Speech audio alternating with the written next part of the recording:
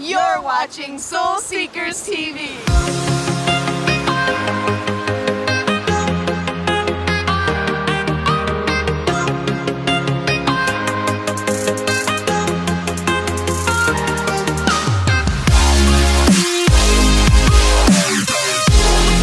Welcome to Soul Seekers TV. I'm Patricia Wolfson. And I am Linda Krause-Barnett. And we are so excited to have you here with us this week. We're just going to have so much fun doing something really special. And so what could be better than that? Nothing could be better than that. And basically you can just watch us crack up about how silly we are half the time. Yes. And don't forget, like, comment. What the fuck? Do do do do do do. Do do do. Like, comment, subscribe. Like, comment, subscribe. Like, comment, subscribe. Like, comment, subscribe. Got it. Like that shit. Subscribe Okay. that shit. I got it. Okay. Eat clean, bro. That's the sign. I was like, what? You're going to end it with that?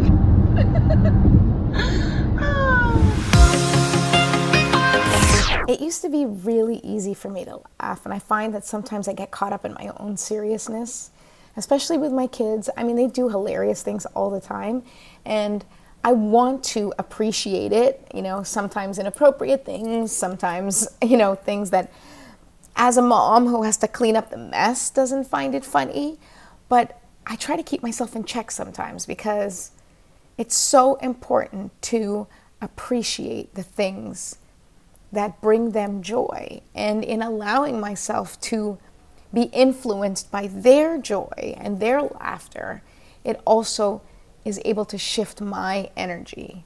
Not much shifts your mood quite like laughter. And if you look at kids and how they interact, even if they're really mad at each other, and I know I can see it, with my own boys, all it takes is one of them to do something really funny and they all start cracking up, and it shifts the entire energy of the situation. Like this, it's like all things fall away, all of the seriousness falls away, and they find joy. And it's the easiest and quickest way to shift your energy is to laugh. As an adult, it becomes harder and harder to find that. When you're really laughing, you're connected to whatever it is that made you laugh, or to that person who made you laugh. It's such a pure and raw emotion, laughter. I mean, you can watch something and be like, that's okay, but like that real belly laugh, or that real something that you see that you just can't help yourself, the way kids laugh, it's just something that I feel like we need to incorporate more into our lives, and I'm doing my best to try and do so. I think everybody on some level is a soul seeker, and and that's what we're discovering, is everybody, is a little bit curious about expanding their soul, or on some level in whatever capacity. And so we want that to happen on a platform where we can kind of share our own journey, and maybe you're like, hey, I'm not so crazy after all, wanting to do these things, or feeling a pull or a tug to do something that maybe, you're like, I'm the only one who thinks this way. Well, we want this show to be one of those things that can be 6-minute delay. One of those things, one of those things that can, like, a reference or evidence for you to be like, maybe I'm not that crazy, because, or maybe you're, like, maybe crazy's good. Maybe crazy is good because they're that kind of crazy too. So, you can have the fun and adventure right along with us.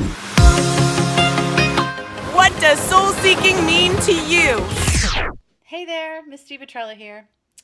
Soul seeking to me, so for me, we are so much, the most of you that exists is actually not this physical part. The most of you that exists is your soul. So a soul seeker, for me, is someone who realizes that they are way more than their physical body, and they are excited and elated to go back and collect those pieces of themselves, those pieces of their soul that they left in situations around their life. Places where we've dismissed ourselves or felt smaller than or acted smaller than, or those places we have trauma. It's really going back in and seeing how amazing and beautiful we are and remembering that and bringing your soul back to life. It's so easy to lose those pieces of ourselves as we go through life. So for me, a soul seeker is someone who's ready to collect all of that back and love the boo-boo out of themselves. I hope you're a soul seeker too. Every time we're on a video, there's an airplane that isn't flying quite right. It's like maybe our magnetism is messing up the electronics in the plane because they always look like they're gonna fall from the sky. What was I saying? I had a thought and it was good. Okay. Crap. What was the thought? I don't know. Were you listening? I was listening, but then I got distracted by the train and the plane and our magnetism, because it made me think of the birds yesterday. I mean, it's kind of parallel what you guys are both going through, which is Look how they're flying. The birds. he's right. Look how they're flying. They're like, They're swarming around us.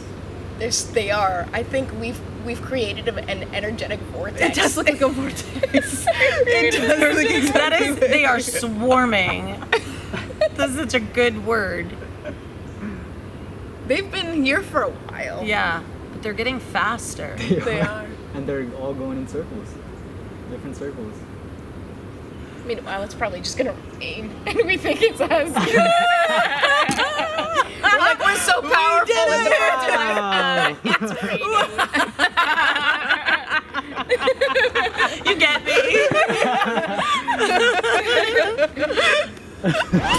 Oh, and the bug that fell out of the tree. Oh my goodness. What? I think for real, I can't even tell if it's upside down. It is. He just fell that way. Now flick them. I don't know. Is it alive? I don't know what it is. No. Is it what is it? He must have got zapped by that energy. No, that's not it. He literally went. No. He got zapped by the energy. It's not the first thing. I want to believe that. Okay. Hi.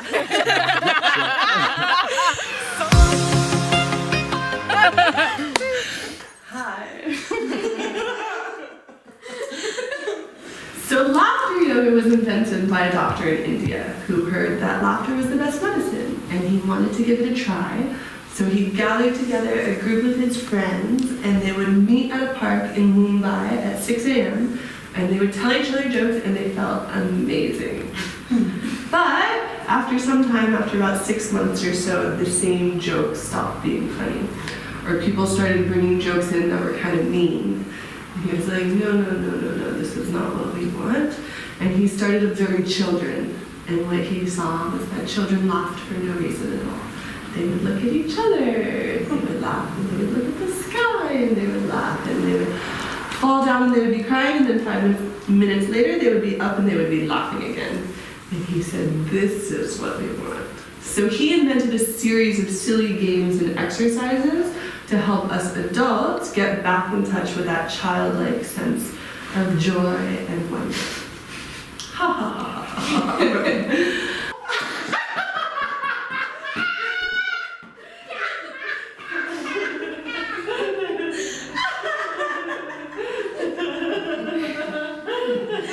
So Lisa is just finished doing a workshop called The Joy Vibration that Linda and I just participated in, and it was amazing. Linda, wasn't it like ridiculous? It was unbelievable. By far, one of the best experiences of my life. Top 5 things that I've done on the list of the top 5 things that I have done. And I've done a lot. I've done a lot. And this is up there. And so we're going to let Lisa talk a little bit about it. And then Patricia and I are going to share our story and our experience with it and let you know how it resonated with us. You can call me Trish. We're friends. You can call me Nestic. Okay. Post laughter. Things get a little boring. This is the post experience. Yeah, you should have seen us before. We were like this. Yes. Yeah, very serious.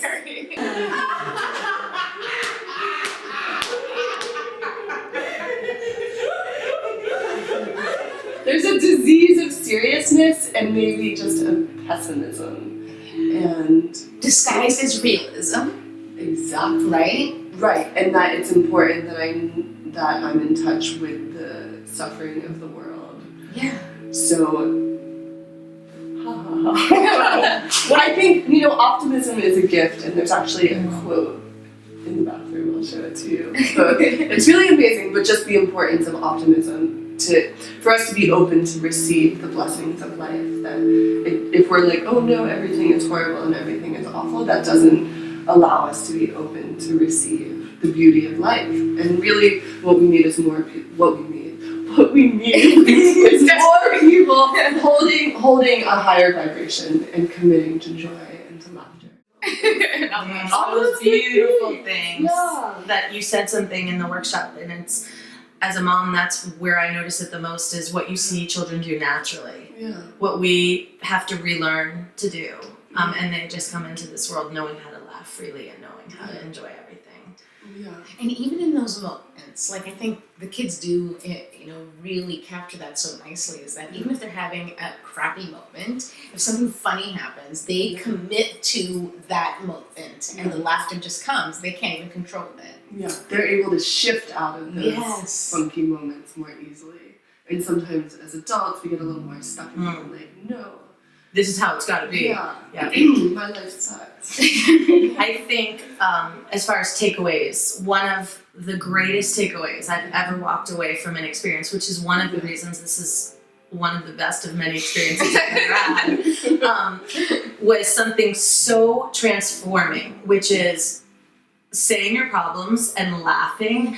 That's life-changing. For me, it will change me from this moment after. And I mean that because it opened my mind and it changed my perspective to, like, what if I presented myself problems that way? Yeah. And it really is gonna alter so much. I feel that already. I feel the shift. And that was pretty sacred. Yeah. And that, I didn't preface it with this is the second thing that I want you to take home with you today from class, but that is the thing. And I do it from day to day, even just a little, like, literally I'll be like, oh, that person hasn't paid us, haha. Just like that little haha. Yes. And also, and it's amazing, and now that you've done this together, you'll be able to mirror it for each other. Yes. So say you forget and you're getting stressed about something, you can just go, ha! And vice versa. It's so powerful. You're going to be a reminder. You should do like couples laugh therapy. This would be amazing, where they can just remind each other, oh, we're having a fight. You know what's funny is I visualized that when we were doing it. I was like, I wonder if I could do like a family circle, like, my husband, my kids, and me, and once a week. I don't know how much we can handle having our problems yet, because we're still new at this, but like, okay, really bring to the table, because I think even my kids, I would love to teach them. We're waiting so late to learn skills that I think we could teach our children now. Like, there's another way. Yeah. There's another model. Yeah. And so for me, it's exciting to bring that home to my kids and teach them something like this now. Yeah. But for me, I'm just excited that I have it in my life right now, because that is a super cool tool. Yeah. And you both just really got it. You're natural.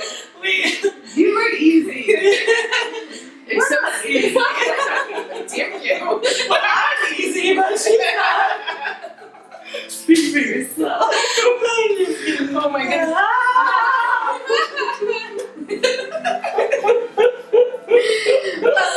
I was just wondering about, like, integrating it into your life. Like, how have you seen the results of this type of thing in your own life? I find when I'm practicing, I just laugh more easily.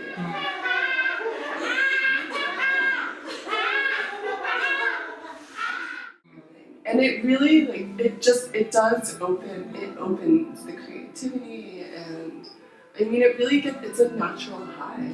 Dopamine, endorphins, that's like what anyone who wants to get high is seeking. Right. Those natural neurotransmitters, and we can give them to ourselves, and it's not even, intellectually watching a movie and hopefully there's some funny parts and you laugh, but you can just alter your chemistry and your entire reality by just choosing to laugh. That's a really good point too, is like we wait for laughter to be created for us. Yeah. And that concept of like, I could create laughter. Yeah. I could create joy. I don't have to be like passive and waiting for something funny to happen to laugh. I love that. And when people talk about manifestation and miracles, I feel like this is the path. Yeah. Well, this is like, from everything that I've learned up until this point about manifestation and about raising your vibration, because as you raise your vibration, kind of connect with the things in that space that are on that higher vibration. And really, this seemed like such an easy and natural path to go that way. Joy is such a high vibration. There's love and joy, and they're like up here. So if you can, just get yourself there, and then open up and ask for what you want and what you need, and affirm those things. Because as you could tell at the end there, everybody had these moments of really, really feeling that. Probably from the Shavasana, like, oh, this is true. Like, we are loved and supported.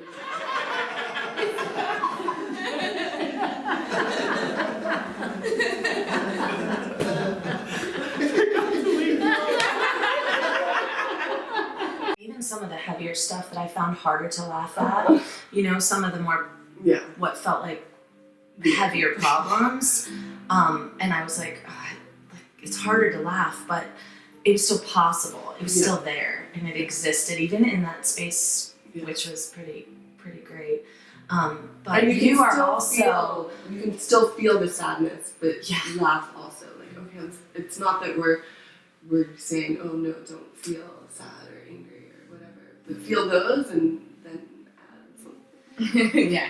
I think Maha Rose in and of itself, like just the place itself, lends itself to just feeling that vibe when you walk in, and I think your energy was super open, and so it automatically created that space for everybody.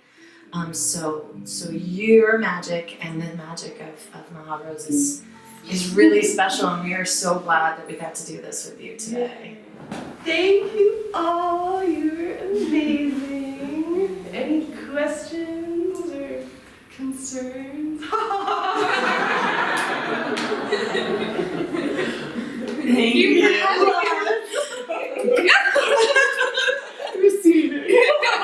We're gonna laugh our way out of this.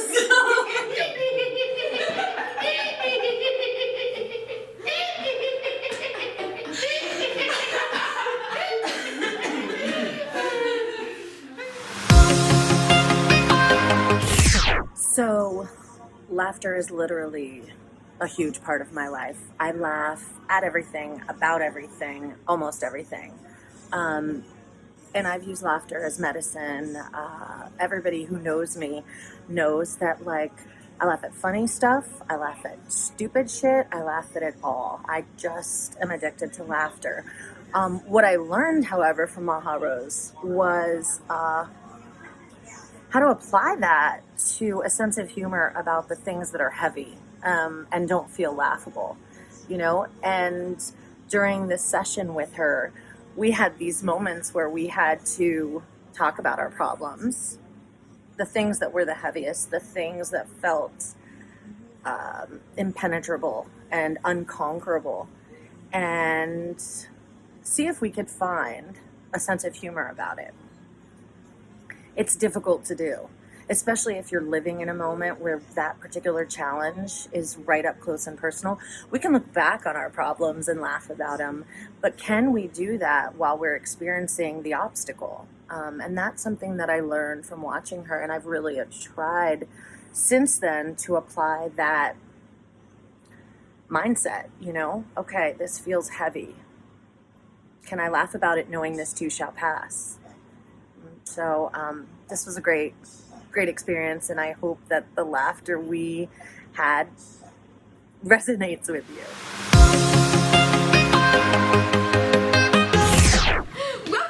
Seekers, to our 2-minute tatas. I love that. I wish. Welcome to our 2-minute tatas. 2-minute tatas. What are you doing? Rubbing my breast. What? Not calling attention, am I? Come on. I don't want to call attention to this, so let's not make a big deal out of it.